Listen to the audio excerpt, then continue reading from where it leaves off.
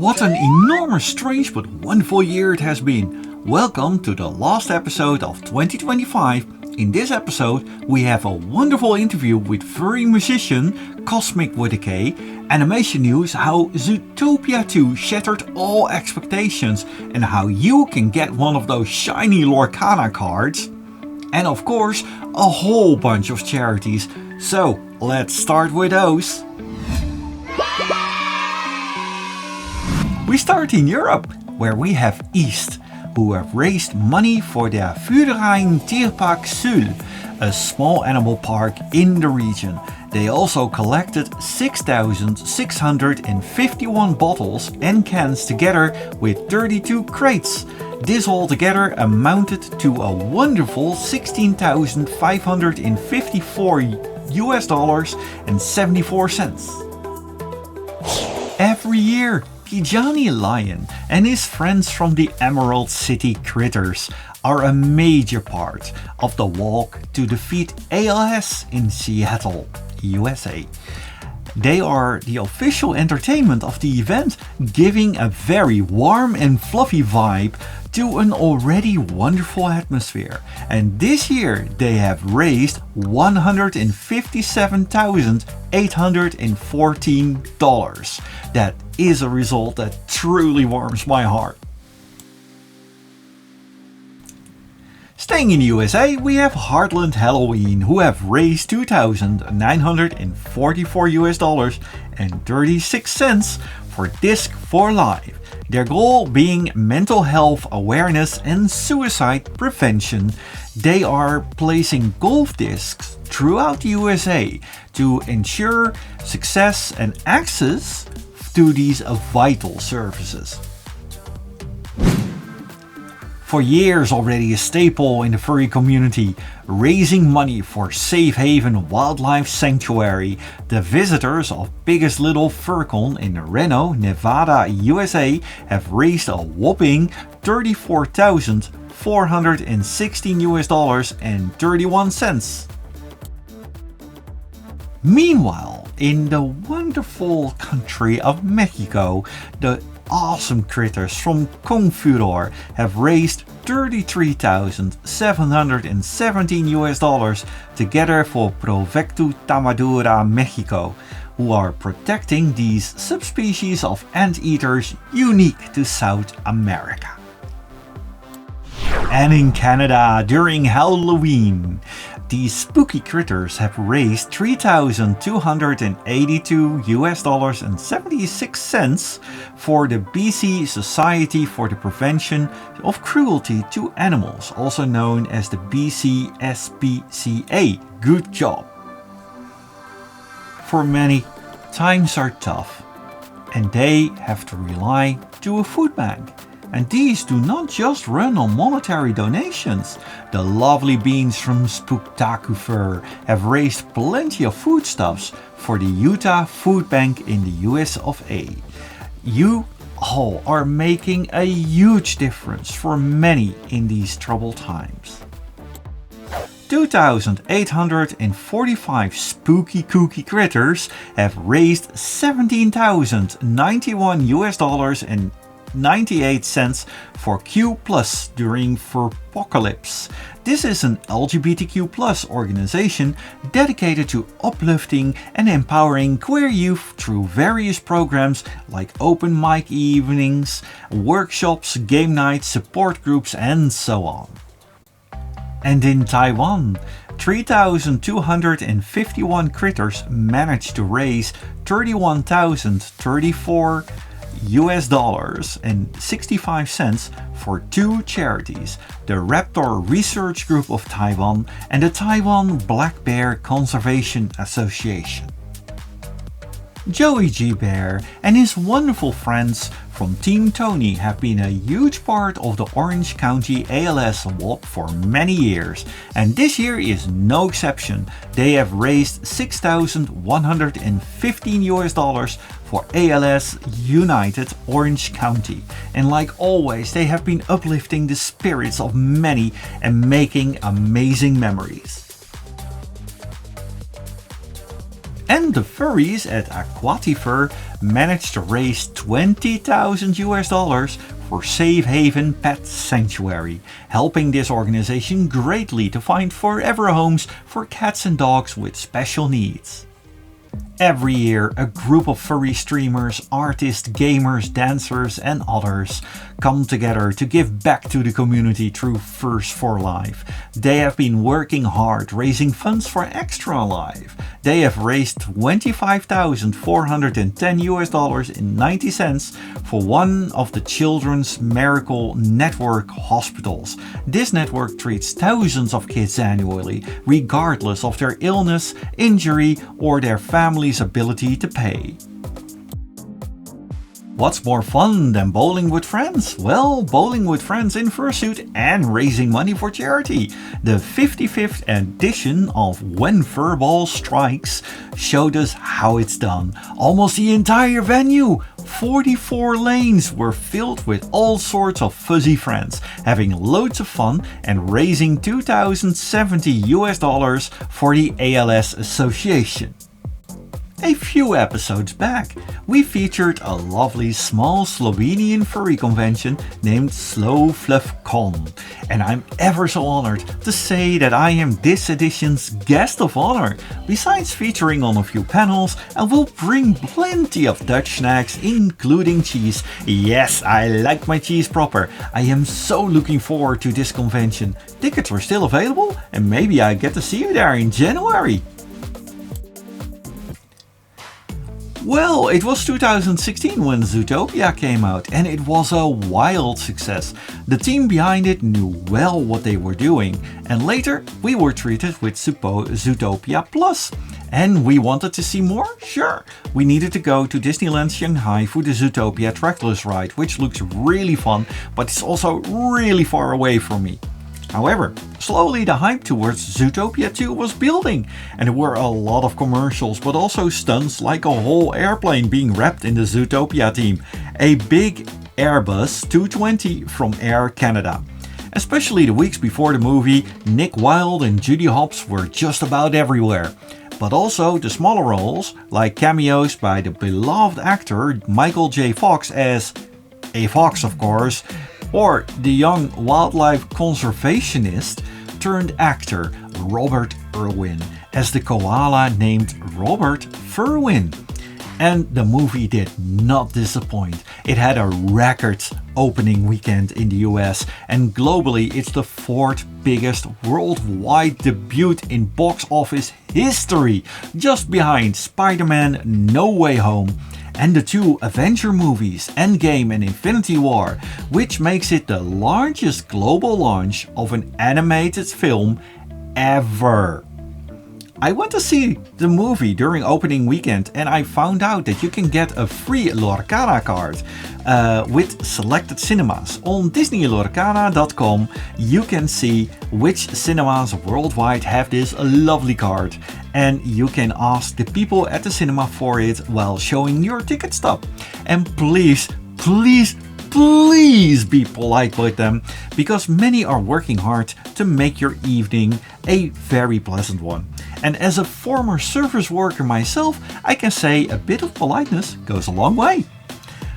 Oh, and if you can't get your paws on one, a little birdie told me there will be one on the Little Furcon charity auction. Wink wink. It already has been some years since Cuphead was released, which really made an impact by not just being a fun game, but entirely hand animated and inspired by the wacky rubber hose fueled cartoon style of the 30s.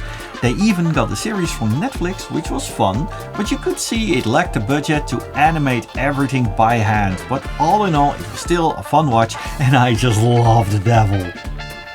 In March, there will be the release of Mouse P.I. for Hire, which is also hand animated and very much inspired by the 30s cartoons shenanigans. However, they take it in an entirely different route. It's a 3D shooter with very deep story elements. It almost looks like a love child between Cuphead and BioShock, which is a very good thing in my opinion. You can wishlist it on Steam, and it will be released in March. Another cute little platformer is the Friendliest Skunk. As someone who had a pet skunk for a while and who is working with one, of course we had to take a closer look. And what we saw is very adorable, so in January we'll have a little interview with the people behind it, and I am so happy to say that our channel Skunk Cat returns from a hiatus for this wonderful interview. Score Chaser! This month at Digging Up Positivity, I have a very special guest, Cosmik with a K, a wonderful musical furry. Well, welcome to the show, Cosmik. Well, hello. Thank you very much. My name is Cosmik with a K, as you have heard. And that goes way, way back before many of you were born. I worked part-time in radio, and I did an overnight weekend shift. And because they thought it was going to be a lot of different people having to cover it, they said, well, we won't use your real name. We'll just create this character of Cosmik. And so I was Cosmik in the nighttime. As it turned out, I was Cosmik number 2, but I was there so long it ended up being retired with me. So I went to get a personalized number plate for my car, but Cosmik with a C was already taken, being an adjective and a more general word. So I had it spelled with a K, and that has stuck ever since. And so when I joined America Online, again, before a lot of you were born, that was my screen name, was just Cosmik, Cosmik. And that's how you can tell how long I've been on AOL, because I have a 6-letter username on AOL. I live in Greater Orlando, Florida, with my husband, Rhubarb the Bear, who I'm hoping many of you have heard of. We're both musicians. He is more of a writer and arranger, but also plays just about every musical instrument you can think of. I am nowhere near that talented. I played keyboards. I played oboe when I was in high school. I played saxophone in a community band for a while, but primarily keyboards, and I do some arranging and that sort of thing. And I work full-time in musical theater. I am a music director, which means I work for a local theater company that produces stage musicals full-time throughout the year, and I am in charge of the music for each of those shows. So I will get the next show and take a look through the book, and I teach the music to the cast, and I have to learn to play the accompaniment on piano, and I hire a band to play along with, and we do the performances and all that sort of thing. And my first musical was, 52 years ago. So when I tell you I'm old, I mean I am a gray muzzle. Now, I was in high school then, but that's how long I have been doing musical theater, first avocationally and now for a living. I got into the fandom in 2011. Rhubarb had written a show called Julie Bunny Must Die, and there was a furry character in it. And we knew about furries because of that CSI episode. We knew that CSI was really just telling a story and not presenting a true picture of the furry fandom. But that told us there is a furry fandom, and that there were other people like us who appreciated anthropomorphic animal representation in media. And that got us thinking and about, all the classic Disney films that we love and everything. So Rhubarb wrote this show, Julie Bunny Must Die, and one of the characters is a furry who ends up becoming the con chair of his local convention, and makes friends with an artist and gets the artist to be a guest of honor. It's a story. It's musical. It's very funny. It involves a cartoon rabbit. So because of that, Rhubarb said, I should go to a convention and see what this is like. He had already commissioned artwork and had experience doing that. But he ended up going to Midwest Fur Fest in 2010, about half a year after the show's first production. And then the following September, he was still working in Missouri, in the Midwest of the U.S. I was here in Orlando doing theater, and I said, hey, I have Labor Day weekend off. Why don't I come visit you back home? And he said, oh, I'm not going to be home Labor Day. I'm going to be at a furry convention. Oh, he just said a convention. And I thought he meant a radio advertising convention because that's what he was primarily doing for a living. And I said, you can have your client meetings by day, and then I'll just get to have time with you at night, and I'll just hide in the hotel room when you're doing other things. He said, oh, well, it's not that. It's a furry convention. And I thought, does this mean I can't come? I still want to come. So I went to my first furry convention. And then Rhubarb said, oh, well, if you're going to do that, you probably need a fursona, and you're going to have all this and that, and you're going to need an account on Furfinity. So I made plans to go to a con and then caught up and sort of dove into the deep end of the pool feet first and found my way up to the surface and really just got into the fandom all at once back in 2011. Rhubarb and I did a show. I participated in the Masquerade show, and I made so many really cool friends there. And that con, which is Meffet Furmeet, is still a con that I've been to every year except 2, when work just intervened and I just couldn't get out of work for that weekend, but usually it's a weekend, then I can go. So that's how long I've been in the fandom. And I don't go to things just to relax and have fun generally, although Meffet Furmeet has kind of become my fun con, but I have to have a reason to be there. So I end up volunteering very quickly wherever I am. And if I'm going to something more than once, I end up on the staff fairly quickly. I'm upper level staff at Anthrocon. I don't staff Meffet Furmeet, but we do put together a show for them every year and participate in the masquerade. And if they ask, I will DJ a set for them, even though I've kind of retired from DJing now. I still love it. It's just a lot to keep up with. And I find that European convention crowds are far more into the sort of thing that I do than US crowds, but I can't bring all my equipment over there. So if there's a con and somebody has a controller that I'm familiar with, I can do a set there. But anyway, that was my thing. I sort of jumped in as, let me entertain you. That's what I do. And the fandom has said, yes, please entertain us. And I'm grateful for that. It's opened me up to so many new friendships and opportunities. The furry fandom brought me to Europe for the very first time. I had always wanted to go to Europe, and Eurofriends invited us in 2015, which is where I first met you, if you'll recall. Yeah. We had some lovely port wine and cheese, and I had you draw in my book at that time, and it's my favorite thing anyone has ever drawn in my book. That's all I'll say. We even worked together with Eurofriends Online. We made a beautiful video clip together. You worked together with Foxamore, who was a previous guest on the show here. All of that. What is your favorite moment besides the otter? It has to be Anthrocon 2013. I deal with social anxiety, as I think almost everybody does. I don't think it's an isolated thing. We all have different ways of dealing with crowds. Mine is find a piano and just start playing it. And then I'm in my home base. I'm in my zone.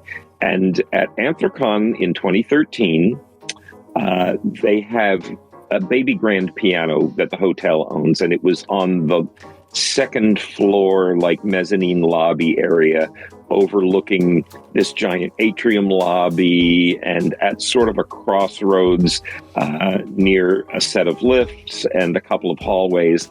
And I just sat down to play. And Skippy Fox was there at the time, and he said, oh, I love when you play. Can you play Lion King? And I played Can You Feel the Love Tonight? He said, that was great. Can you play Take On Me? And I did my best playing Take On Me by Aha. And then he said, what about Bohemian Rhapsody? I said, ooh, okay, let me try. And I started playing Bohemian Rhapsody.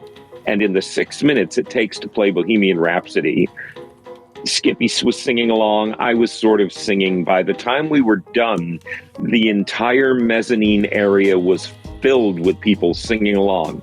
There is video evidence of this out there on the YouTube.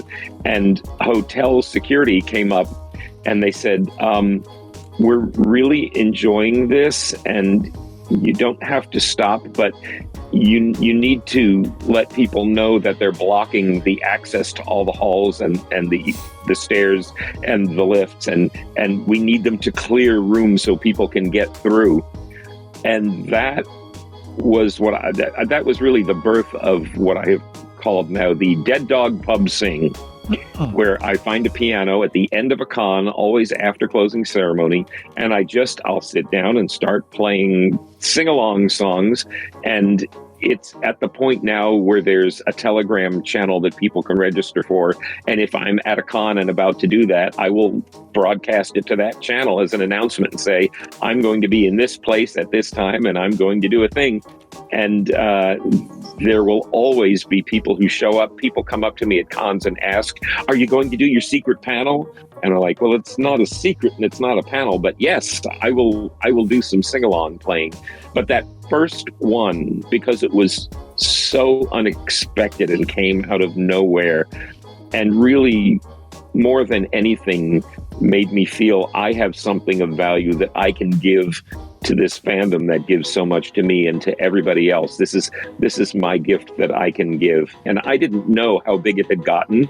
I didn't know there was video until we were driving back to Florida the next day, and Rhubarb was at the wheel, and I got out my phone and I started looking at Twitter, and all of a sudden I found somebody had posted a video of it just on YouTube labeled "Furries Singing Bohemian Rhapsody in Hotel," or something like that.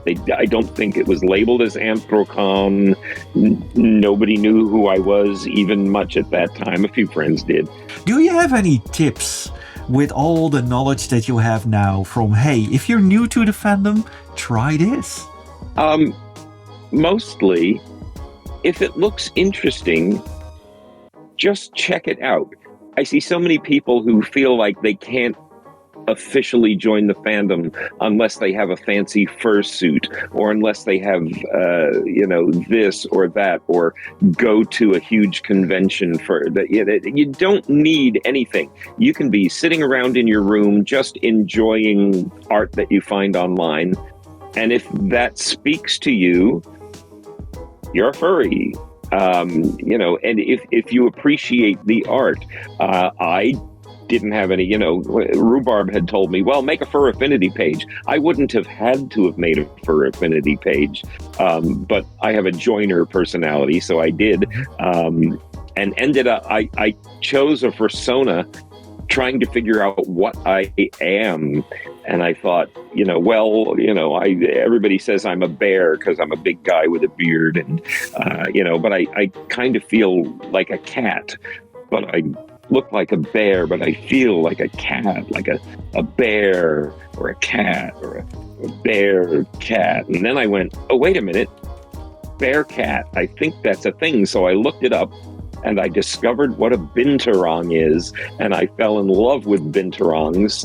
And I thought, that's it. That's me.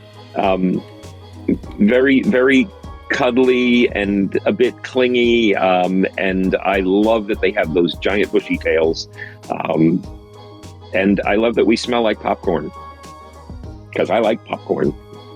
But you don't need any of that. All you need is a love of anthropomorphic animals, really. With all these wonderful plans and the things that you've said so far, including we have done some work together, like that wonderful video clip from your Ferns Online, and you've worked together with wonderful people like Foxamore. What are your plans for the future? Rhubarb and I would love to get to some more conventions. We're always working on that, and it comes more down to my schedule at the theater when we can. But I have a bunch of time off this spring. And one of the things I've always wanted to do, because I am at heart a sing-along pianist. That's really what I do. I like to get people together to sing. And I am making plans to go to the Abbey Road recording studio in London And there they have this very old upright piano. It's called the Mrs. Mills piano. Now, most of you won't know who Mrs. Mills was. She was a pianist in the 1960s and 70s in London who would record albums of sing-along songs. And it was the kind of thing, if you were having a party and you didn't want to sit down at your own piano, you would put this record on and everybody could sing along while she played the piano. And that's pretty much what I do. So I'm going to Abbey Road to record on this 120-year-old piano an album of modern sing-along classics, all the songs that we would sing when we're having a Dead Dog pub sing, like Sweet Caroline and American Pie, and of course Bohemian Rhapsody, because that was the OG GOAT, the goat of all sing-along songs. And I don't know how this is going to happen yet, but it's going to later in the spring. And if you keep an eye on, I'm on Blue Sky, I'm on Patreon, I'm on Ko-Fi, all the usual places. There will be an Indiegogo campaign. Shameless self-plug here. I will be begging people for money because it's going to take a lot of money to go and book the studio time and do all that sort of thing. And I have one super generous patron who has already even made the first donation that will go into the Indiegogo when it starts. But that's my big future plan. And after that, I would love to get back to some European cons. We've been to Eurofrance and Nordic FuzzCon and Confuzzled. I would love to go to some others, but I love Europe so much. I always tell people, well, I was assigned American at birth, but I identify as European. And just to sort of promote the album, but to bring that joy to as many people as I can, and as many cons as I can, and for Rhubarb and I to just keep entertaining and hopefully get some of his stuff recorded as well. The Circus Bear musical needs to be still recorded. So a lot of recording projects coming up, but hopefully we can then bring these to the con and get to meet more of the fandom and hang out. And I'd love to hang out with you again in person sometime. I'll bring the pork, you bring the cheese. Oh yes, I will bring the cheese. The one with the lovely salt crystals in it. Yeah, just the way you like it. That's cheese. That's it. Thank you very much for your wonderful stories. And I would love to see you in the future. But for now, thank you very much for your time and this wonderful interview. I am ever so grateful for all of you to stay with us till the very end of this last episode of the year.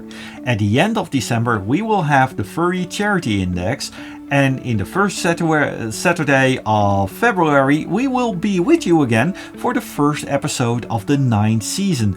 Man, I can't believe it's already been so long. It won't be long before our 10th year anniversary. Time flies when you're having fun, and fruit flies like a banana. But it would not be able without these wonderful viewers and supporters like these amazing folks. On Patreon, we have Manic Nux, Charles Blackburn, Tantru McNally, Cosmik with a K, Ishnula, Els Dekkers, and Score Chaser. On YouTube, we have the following channel members. We have Rex the Warhorse, Lorek Biernissen, Joey and Mavi, Whiffer, and Longtooth. And of course, we have my subscribers on Twitch, Ayabu Yin, Jake RG, Falconio, Evolver TV, Longtooth, Swex the Mischievous Fox, Hanzana Janssen, Lady Lian, and Light Nympha. And that's for this year's Digging Up Positivity episodes. We will return on February the 7th with Season 9. However, in between, we have the Furry Charity Index, where we will list all the charities that I could find for this year. And maybe we are able to break that magical $2 million worldwide mark. Happy holidays and all of the hugs.